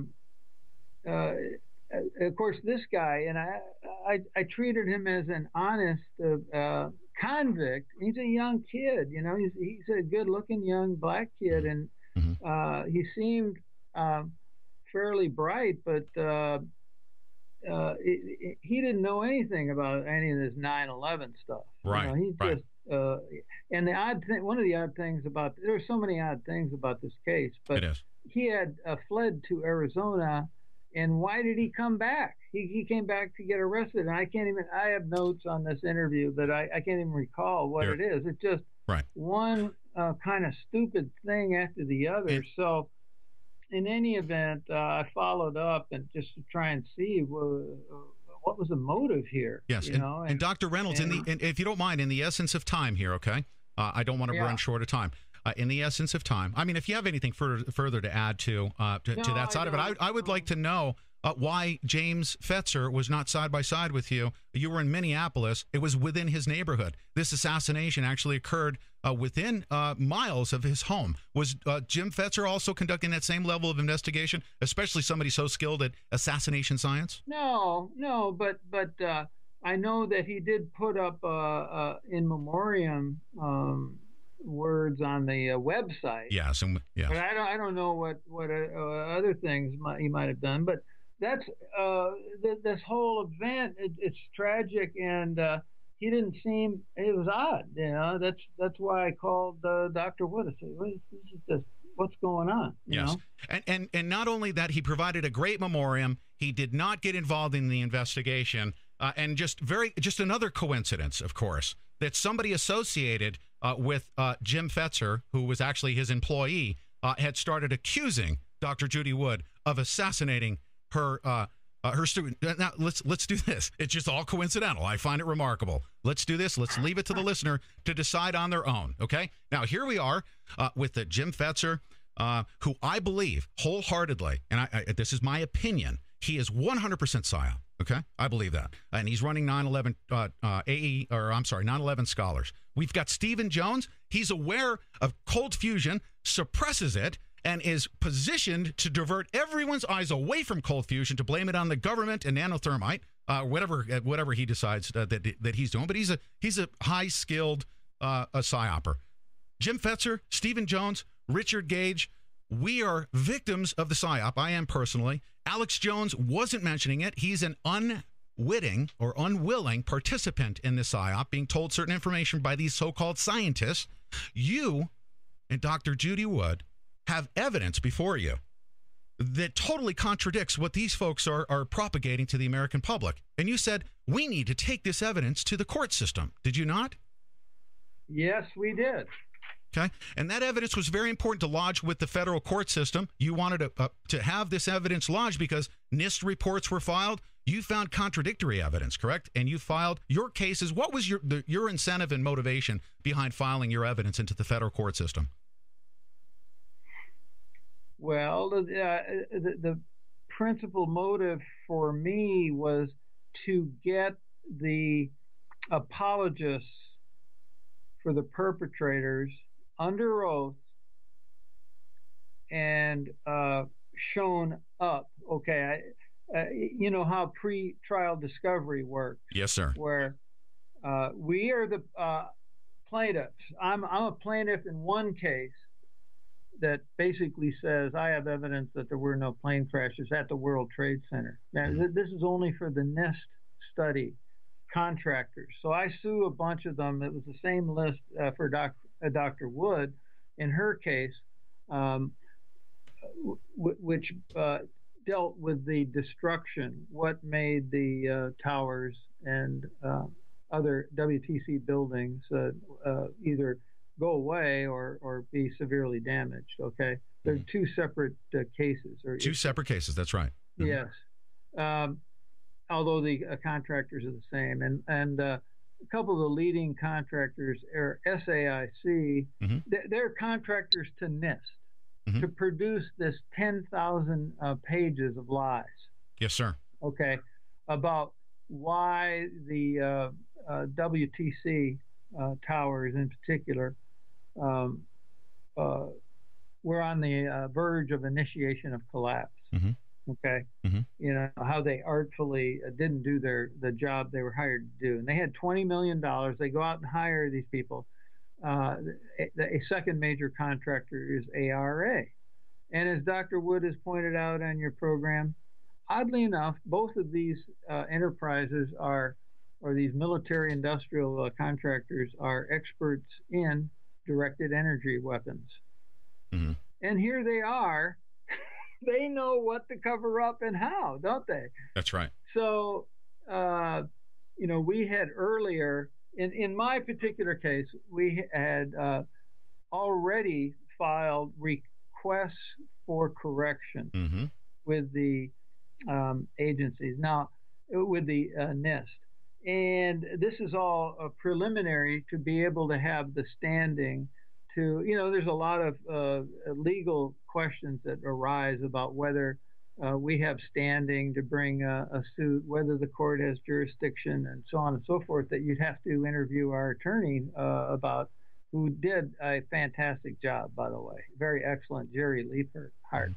Okay, but one of the main things I wanted to bring to your attention to show you how stupid the NIST is and what liars they are. Of course, aided and abetted and provided scientific cover by the likes of SAIC and ARA, is in a 3-page letter, NIST wrote to me to reject my request for correction under the Data Quality Act. They said that in effect that Newton's laws were invalid. In other words, his laws of motion. Oh my goodness! Okay? Right. Yeah, and in particular, in a violent, because I pointed out that their results show that there was no slowing down of the alleged aircraft when they hit the building. Okay. In other words, it's as if no force was applied to slow the aircraft. Dr. Reynolds, even though they're I'm sorry, I don't want to interrupt you, but can I ask you something? Here's my question. Just as a layperson, as an honest observer that's been sucking up all of the AE 9/11 truth, the architects, engineers, Stephen Jones, Jim Fetzer with the scholars, are these folks, were they assisting you with pushing your case through the court system? How instrumental were they in helping you get that evidence into the court system? They were the leaders of the so-called truth movement, correct? I guess. Were they helpful to you? Self-appointed. Well, to be fair about it, that I can recall Jim Fetzer on his radio program would endorse it from time to time. They said, oh, "Okay, this is a good thing. It might blow the whole thing open." But I can't recall any other. I would like to remind you that we have figured out as part of that PSYOP those methods of endorsing, embracing, pull people in, figure out what they know, so that way you can tell your people how to counter it. Mr. James Fetzer has endorsed on the Amazon.com website endorsed Dr. Judy Wood's book, but thereby 2,000 comments basically discrediting her. So, yes, I understand. To his credit, he does that. But unfortunately... granted, but you asked, so I'm taking... Yeah. Oh, yes, sir. No, I don't want... But, the bottom line is, no, there was no help. By basically lying by omission, there was the 9/11 Truth Movement either kept quiet, or after the cases were decided by Judge George B. Daniels, for whom I have zero respect, in he's one of the federal judges in the Southern District of New York. And he just, it was an absurd decision, which I've criticized almost line by line on my website, nomoregames.net. Yes, sir. Well, then the trolls come, because my case in particular, as was Dr. Wood's, but was dismissed, okay? And he did it with prejudice, and in a way that is well put. It had been prejudged. Mm-hmm. Now, I didn't expect, this was not a surprise. Okay, I'm disappointed, but I'm not surprised. So we never did get to pretrial discovery, and which would have been glorious, by the way. I would have gotten these guys under oath. I'm knowledgeable. Jerry Leaphart's knowledgeable. We would have, every lie, we would have followed up with the right question, okay? Mm-hmm. We would have had them perjuring themselves every minute. Just about, okay? Mm-hmm. So we didn't, it's unfortunate we didn't get that far, but there we are. I kind of lost the thread there. No, that's okay. My curiosity, sincerely, has been no help from them. Yeah. I got it back now. The trolls, of course, can go on forums. There was some of this negative feedback, of course. Oh, he dismissed the case with prejudice, so that shows there's nothing there to either and by the way, the court has to treat your evidence as true, mm-hmm. okay, mm-hmm. In deciding whether to give the go-ahead to have access to the court's resources, mm-hmm. which he did not at all. Right. I mean, the judge. Yeah. Okay, so I don't need to go very far, but then the trolls interpret it as if, there's nothing to Dr. Wood's research or that of Morgan Reynolds. Okay, yeah. Yeah. Well, that doesn't follow in a legal case like this at all. Mm-hmm. One of the things he did, the defendants. We're going to requested. We have 30 seconds here. Okay, go ahead. Mm-hmm. Okay, they requested sanctions, financial punishment for us. Now the judge wasn't bold enough to grant that. Okay. Yes. So it had almost nothing to do with the merits of our evidence. That's absolutely right. Thank you, Dr. Reynolds. We're going to take a brief break, okay? And when we come back, I want to just focus for the conclusion of the show. I want to get from you, as somebody that's been involved deep in the trenches, even in the legal system, submitting the evidence, seeing the evidence. You have personally observed our country, our nation, under a psyop to keep their minds away from your evidence. I have observed this. I've been a victim of it. I want to hear from your words. When we come back from this short message, let's talk about that psyop that we've been under for many years. And I have some shocking information for you. Don't go away.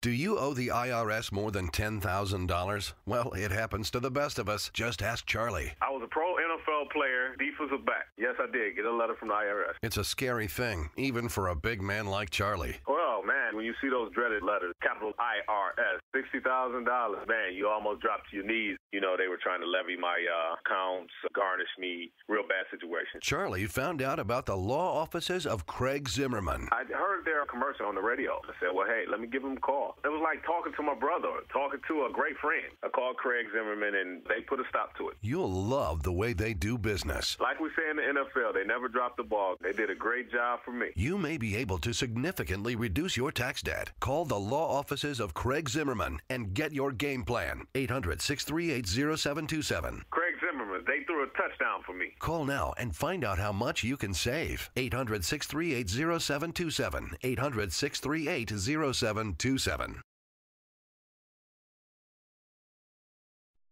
Would you like to see who's really hiding behind the green mask of the environmental movement? Are you ready for smart growth and sustainable living? Have you ever heard of Agenda 21? Well, Rosa Koire has, and she wrote a book about it. Agenda 21 is the United Nations blueprint for global domination, and they want to make you their slave. Have you ever wondered what smart growth really is and just how far the global elite will go to get what they want? Is Agenda 21 already at work in your neighborhood? The answer to all your questions can be found by going to thePeteSantilleShow.com and clicking on the Agenda 21 tab at the top of the page. Order your copy of Behind the Green Mask, You and Agenda 21 by Rosa Koire on Amazon.com, and you'll support the efforts of the Pete Santilli Show. Behind the Green Mask blows the lid off the New World Order's plan to rid the planet of everything unsustainable. Read the book and then ask yourself, are you sustainable?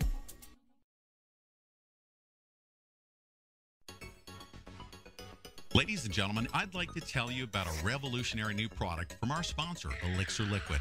It's called an electronic cigarette. If you're a smoker and you're sick and tired of killing yourself and those around you, you really need to check out this product, Elixir Liquid and Electronic Cigarette. Traditional cigarettes have over 4,000 chemicals, along with 65 known carcinogens, and are being sold for up to $11 a pack in some places around the country. Electronic cigarettes, on the other hand, consist of only 3 ingredients and are a fraction of the price of traditional cigarettes. An electronic cigarette, or e-cigarette, consists of a rechargeable battery, a small heating element called an atomizer, and liquid nicotine. When used, the e-cigarette will produce what looks like smoke, but it's actually a harmless water vapor while giving you the nicotine your body is craving. That's right, you can finally get all the nicotine you need without all the harmful chemicals associated with smoking. If you've ever tried to quit smoking, or if you tried one of those overpriced, low-quality electronic cigarettes being sold in the mall and were less than impressed, you need to visit our sponsor, Elixir Liquid, at www.futuresmokes.com today. That's www.futuresmokes.com. Once you're there, you'll find the hottest electronic cigarettes and accessories and over 100 choices of intensely flavored liquid nicotine. That's right, Elixir Liquid is known for their mind-blowing, handcrafted liquid nicotine. So if you're already an e-smoker, be sure to check these guys out. No tar, no carcinogens, and no foul odors. The electronic cigarette truly is the future of smoking. So stop killing yourself and those around you and try an electronic cigarette from Elixir Liquid today. And fans of the Pete Santilli Show can get a special 10% discount with coupon code REVOLT at checkout. That's www.futuresmokes.com.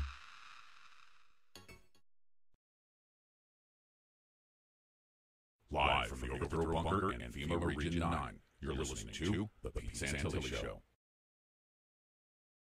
And now, broadcasting live from deep inside the bunker at FEMA Region 9, is your host, Pete Santilli, telling you the truth, whether you like it or not.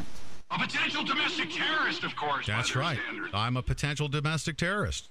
Very, very proudly a potential domestic terrorist in the face of tyranny, in face of the cover-up. There is nobody, no one, not one single soul on the planet that can tell me that what I have observed as I've come awakened to this, no one can tell me that we have not been under a psyop. I've been absolutely insist upon it. I know that Dr. Morgan Reynolds, the hero that I've called him in the break that he is, along with the select group of individuals that I mentioned, from Jesse Ventura, Dr. Abe Rodriguez, Dr. Judy Wood, those individuals who have always relied on something that has never ever changed, and that is the truth. Now, I'm gonna bring Dr. Reynolds back to the show, but here's how we're going to close out the show. This is very important for you to understand, ladies and gentlemen.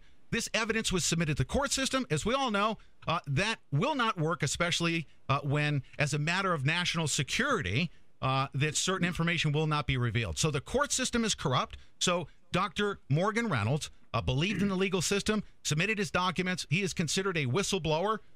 Now, there has been a PSYOP, okay, not just a corrupt legal system, but a corrupt information system, okay, that is also involving the likes of a Stephen Jones. For instance, I'll give you an example. Coincidentally, Dr. Stephen Jones swept cold fusion under the carpet. But he took a vote and he said, okay, scientists here on my panel, do you think that we just, cold fusion is a waste of time? Let's just sweep this under the carpet. He led that effort, and thereby cold fusion was swept under the carpet. He led that charge, and coincidentally, he actually sent, this is remarkable, after Michael Zieber had died, there was communication that was sent to Stephen Jones, and Dr. Stephen Jones sent a message back to Dr. Judy that contained the following words. Well, we've done it once. We can do it again if need be. And those are the subtleties, okay? Those are subtleties. That's the way they openly communicate. But ladies and gentlemen, I'm going to play something for you here because I've dug into this. I have figured out James Fetzer, who I will never speak to ever again, unless I am there witnessing his trial for treason against our country, because I believe him to be treasonous. I had a discussion with a gentleman named Gordon Duff from Veterans Today, and I believe him to be the grand poobah of all psyopers. And we had a discussion. I want you to listen in his own words to his comments about the psyop that we've been under. Let's listen to this. Totally agree. All right. And the other one here, learn about psyops. You're involved in a psyop, okay? Yes, I understand that very clearly. Yeah. Mm-hmm. Do you understand that you have brought a knife to a gunfight? Well, you don't. With all due respect, you don't know that just yet. You know, I'll show my knife, but I just want you to know. Do you have a computer in front of you? Yeah. Uh huh. Okay. Type in veteranstoday.com. Right. Okay, just do that. That'll be fun. Okay. Then go to the editorial board. Okay. And get the list on the editorial board. Right. And read who's on the editorial board, and then my correspondents are that I list the people that will let me list. Okay. Editorial board staff, right? Yeah. Okay. And you'll understand what I mean by knife to a gunfight. Hamid Gul, look at that. Lieutenant General, Colonel Eugene Khrushchev. Yeah, I've never looked at this page, I'll be very honest with you. Khalil Nouri. What? Mm-hmm. What point am I making here? You see things like White House Intelligence Chief, yeah, National Security Council. You see this stuff, right? Right. Yeah. I see. Mm-hmm. I know. I have a good staff, and I have people that let me put their names in there because they're still there. You know what? If here's the deal. I'm just don't take this the wrong way, okay? But normally, just because I am Pete Santilli, and I've gone up against Coca-Cola, so I'm a little bit more hardened than the average bear, right? It needs their ass kicked, yeah. Yeah. What's that? They needed their ass kicked. They got their ass kicked, and I told them I was going to do it. But you know what? Honestly, I have a lot of respect for Stu Webb. He told me you were good people. I sense I'm very, very intuitive.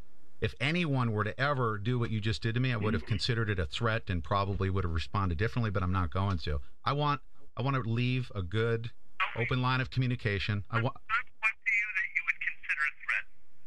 No, I'm not going to go too far into that. But Dr. Reynolds, I don't know if you've ever heard. You haven't heard that. That was a communication that I had with a gentleman named Gordon Duff. He is the senior editor of Veterans Today. He specifically told me and referenced the people that are on his board of directors, and these are all the people, coincidentally, who are named James Fetzer, Kevin Barrett, okay? These are the top psyopers on the face of the planet, okay? Now, he also told me in this conversation that I'm going to publish on my website. He also told me that these are the top psyopers on the face of the planet, and there's also conversation that I had with him. He said that Dr. Judy Wood has touched on something that she'll never be able to bring into the court system. Why? Because it's a matter of national security. You'll never be able to get a conviction, sir. And I'm sorry to tell you that your efforts, although noble, and Dr. Judy Wood's efforts were very noble in getting. Fortunately, you've submitted your evidence into the public record. But these people won't be brought to justice.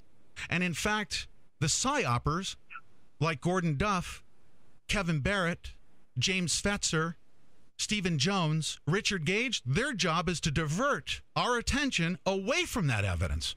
And, sir, what say you about the state of our country right now in that regard? Jackie Chan, you may have noticed, the comedic Chinese actor. Yes, sir. Was quoted a few days ago saying, America is the most corrupt nation on earth. And he was widely denounced, but who is in place of that? I mean, there's a lot of competition, granted.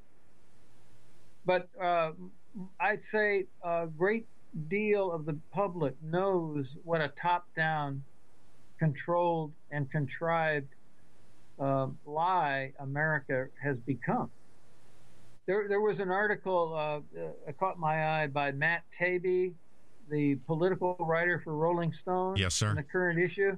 Did you see that one about the bailout and how yes, sir. It's worse than ever? Yes, sir. And just the everybody knows about the trillions that the Fed will write checks to the right people, and the whole thing is just it's going to come crashing down one day, of course. But it is. In the meantime, it's just awful, and it's like Susanna's group, right, about Occupy corporatism. Mm-hmm. Occupy corporatism. That's right. She's doing a great job. She's an investigative journalist. It doesn't have to do with the Occupy movement in any way, shape, or form. But Dr. Reynolds, let me. I have to play this portion of it too. Okay, I'm going to put this up, but I think it's an important note, sir. You, I call a hero. You've brought evidence forward that you know that is indisputable. You've submitted it to the court system. However that works out, we already know that the court system is corrupt. Gordon Duff, even with all of his connections, he was very high up. He has great connections. He's actually connected to defense contractors. He has clearance. He has full knowledge that Dr. Judy Wood and yourself have touched on some stuff that they do not want the American public to know. Now, in this conversation I had with him, he basically told us to back off, and I shall never back off. But listen to this. With Judy Wood. Mm-hmm. The issue is winning. We all want to win. Yeah. Know what the enemy is. Now, whether this is one thing you might want to look at. Yeah. Is it better to focus on the technology or who did it and why? Well, which one will you win easier with? Well, this is I say that this is the grand scheme. My objective would be if I could, as quickly as possible, inform as many of the 7 billion people on this planet that this is what actually took place, that this technology exists. We don't even know what it is, but just let them know about it, and then they would be outnumbered, would they not? Why does this technology exist? Why does it exist? Yes. Why was it developed? To support the devious, evil control agenda of these secret government types, I believe, just so that they can maintain control. And here's another thing. The technology exists in secret because it would shut down the oil industry. No, you're wrong. I'm wrong. Okay, tell me why. The technology exists for planetary defense. Holy shit. Well, sir, he stated that the technology exists for protecting our planet. That's what he stated to me. Now, whether or not he has access to that information, I don't know. But, sir, here's my question to you, and here's how we're going to close out the show. I believe that this information is the most important information we need to get to humans in all of human history. Will you be deterred, or will you tell me to just lay down and not bring this to the people of the globe? Don't you think it's the most important information we need to relay to them?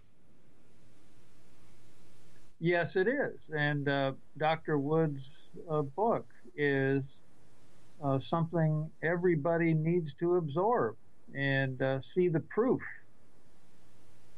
Yes, sir. And if I might comment about this business about suing, remember the federal government has in its hip pocket in the back state secrets, and then the case has got to be dismissed, it's an outrage. To call your system a justice system is a complete misnomer. Do you think that the United States government, knowing about these state secrets, do you think that they should keep it quiet and consider it I guess the application of those secrets, justification for wiping out the 3,000 people who died on 9/11, which we have honored and you've honored since 9/11, as well as the potentially millions of people who have died as a result of the wars? Well, there is, I'm not sure what your question is, but it's a complete outrage and injustice. It is, sir. It is. Thank you. Listen, your website, if you could give that out, people can find a treasure trove of information on your website. Go ahead and give that out to everyone. NoMoreGames.net, or you can Google Morgan Reynolds. That's my official website. Morgan Reynolds. It's called NoMoreGames.net. So Sir, please visit it. I thank you so much for your time. We will certainly be in touch. I honor you once again. I do. You are a true American hero, and it's been an honor to have you on my show. Thank you. Thank you, Pete.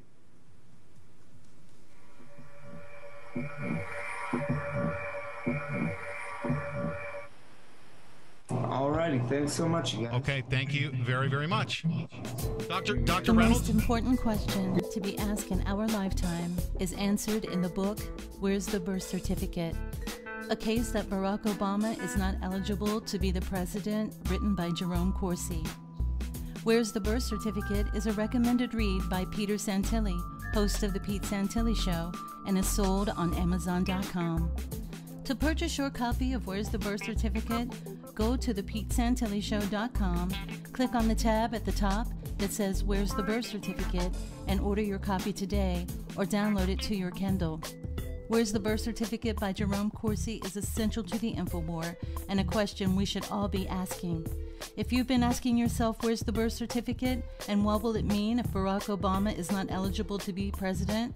Go to thePeteSantilliShow.com, click on the Where's the Birth Certificate tab at the top of the page, and order your copy from Amazon.com today. Ladies and gentlemen, I'd like to tell you about a revolutionary new product from our sponsor, Elixir Liquid. It's called an electronic cigarette. If you're a smoker and you're sick and tired of killing yourself and those around you, you really need to check out this product, Elixir Liquid and Electronic Cigarette. Traditional cigarettes have over 4,000 chemicals, along with 65 known carcinogens, and are being sold for up to $11 a pack in some places around the country. Electronic cigarettes, on the other hand, consist of only 3 ingredients and are a fraction of the price of traditional cigarettes. An electronic cigarette, or e-cigarette, consists of a rechargeable battery, a small heating element called an atomizer, and liquid nicotine.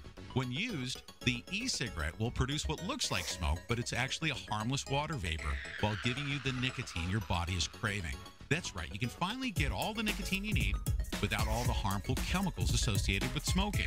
If you've ever tried to quit smoking, or if you tried one of those overpriced, low-quality electronic cigarettes being sold in the mall and were less than impressed, you need to visit our sponsor, Elixir Liquid, at www.futuresmokes.com today. That's www.futuresmokes.com. Once you're there, you'll find the hottest electronic cigarettes and accessories and over 100 choices of intensely flavored liquid nicotine. That's right, Elixir Liquid is known for their mind-blowing, handcrafted liquid nicotine. So if you're already an e-smoker, be sure to check these guys out. No tar, no carcinogens, and no foul odors. The electronic cigarette truly is the future of smoking. So stop killing yourself and those around you and try an electronic cigarette from Elixir Liquid today. And fans of the Pete Santilli Show can get a special 10% discount with coupon code REVOLT at checkout. That's www.futuresmokes.com. Did you know there's a way to legally wipe out your credit card debt? Stop harassing telephone calls? Even stop foreclosure and repossession? I'm talking about Chapter 7 of the Federal Bankruptcy Code. Federal bankruptcy laws were designed to get the creditors off your back and give you a fresh start. Imagine waking up one morning without stressing about debt. It's true, and it could be you. Call right now at 800-281-2286 to see if you qualify for this powerful debt relief program. We're the law offices of Craig Zimmerman. Craig has been a practicing attorney attorney for 17 years and has an A-plus Better Business rating. We know how to make the law work for you to give you a fresh start. We provide a free initial confidential consultation. Don't spend another day wondering what to do about your debt. Call 800-281-2286. The consultation is free, and so is your phone call. You have nothing to lose but your debt, so call now at 800-281-2286. That's 800-281-2286. Office is located in Dallas and Santa Ana, California.